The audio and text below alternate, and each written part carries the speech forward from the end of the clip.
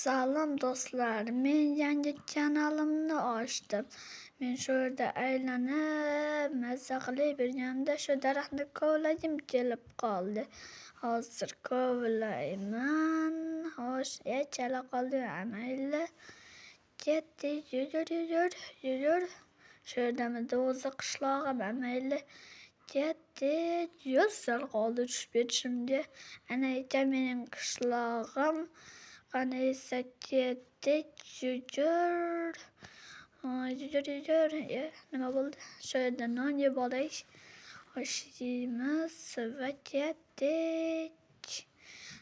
Qanday qilishni olib olaylik-da.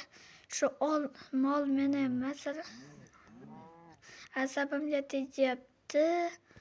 Xo'sh, tushamiz, uyga kiramiz. Hech kim yo'qmi bu yerda?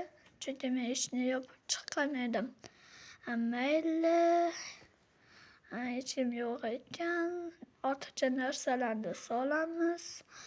Biz oshqovoq, suv bo'ldimi? Bo'ldi shekilli.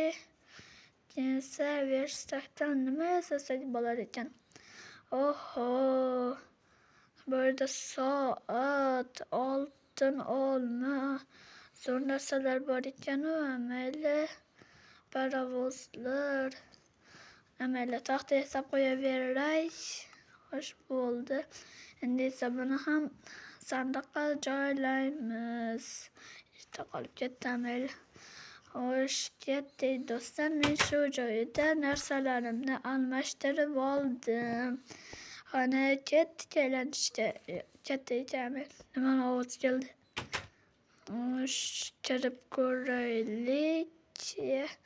Ana yuqoriga nima degani? Eshikni yopib qo'yay. Qo'rqyapman, mayli, hech narsa qilmaydi. Yo'q. Yaramas. Creeper oradagi skeletni hammangizni o'ldiraman. Bekka. Hech qanday qoldimi? Mayli, ketdik. Bekka. Tushib ketdim. Bo'laymi? Mayli. Yig'lay. Menga qara. Jonim. Xayr do'stlar. Xayr.